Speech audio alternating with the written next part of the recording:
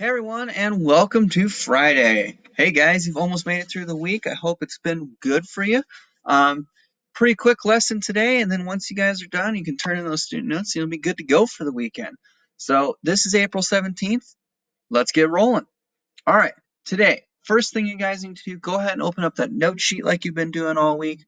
Once again, to go ahead and do that, you'll scroll down to April 13th through 17th assessment, student note sheet. Go ahead and open that up. So the first thing you guys will have is you have an opening question. So if we pop over to our note sheet here, scroll on down. All right, you got two opening questions here. What is an import and what is an export? You guys can go ahead and answer those. You should have that figured out after yesterday. All right, once you're done with that, go ahead and pop back over to our instruction slides. All right, today you guys are going to be analyzing document E. And you're going to be answering the questions about document E, okay? And then there's a couple other questions after that for you guys to answer, and then you can turn in your note sheet and you guys will be done for the week. So why don't we go ahead and take a look at document E. You can go back into Google Classroom, okay? Go ahead and open up April 17th and click on the document right here. All right. All right, guys, so I went ahead and made document E bigger. We're going to go ahead and look through it quickly together right now. So there won't be a separate video for analyzing this document because it's pretty short. We're just going to do it together real quick. All right, so document E.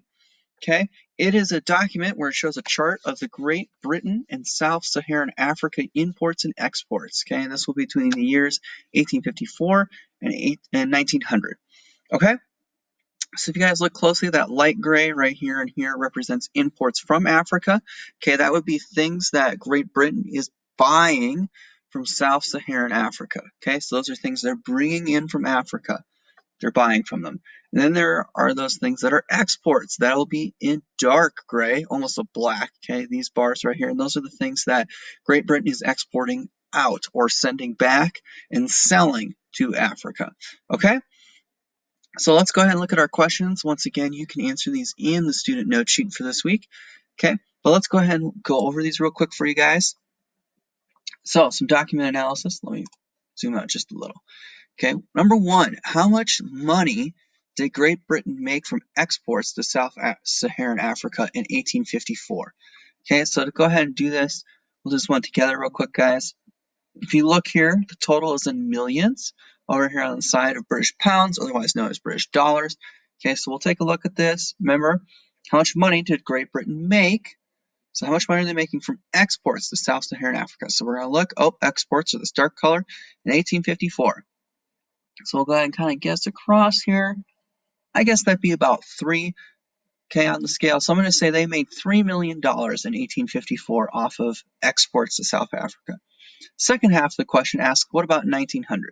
Well, let's look here. This one's way higher. Remember, we're looking at those exports. Okay, that's that dark gray. I'm going to scroll over. Whoa.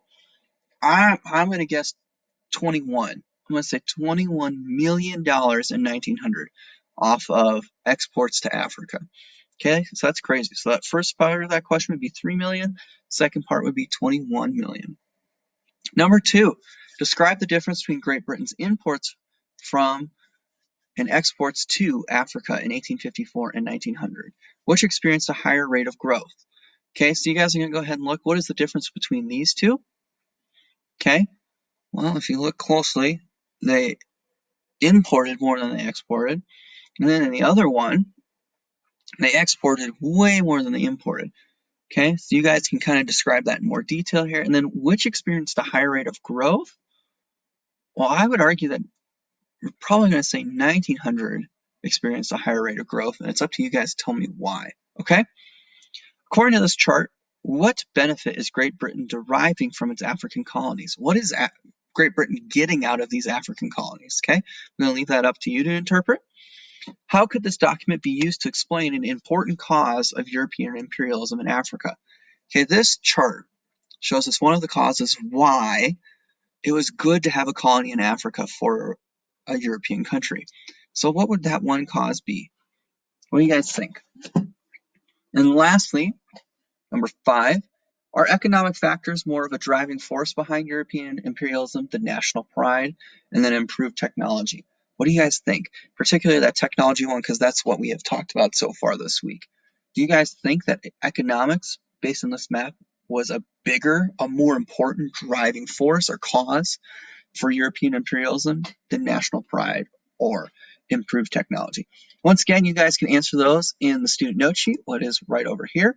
Then make sure to go ahead and get down that closing question. What benefits did Europe receive from colonization? Okay.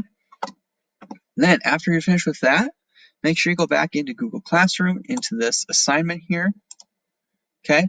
Make sure you turn in your student note sheet for the week. And once you've done that, you're finished. You're done for the week. Way to go, guys. Awesome job. Okay. I hope you guys have a wonderful, wonderful weekend and a great rest of your Friday. And I will see you all on Monday. As always, if you have any questions, feel free to email me or shoot me a text over mine. Otherwise, thanks for listening and have a great rest of your day.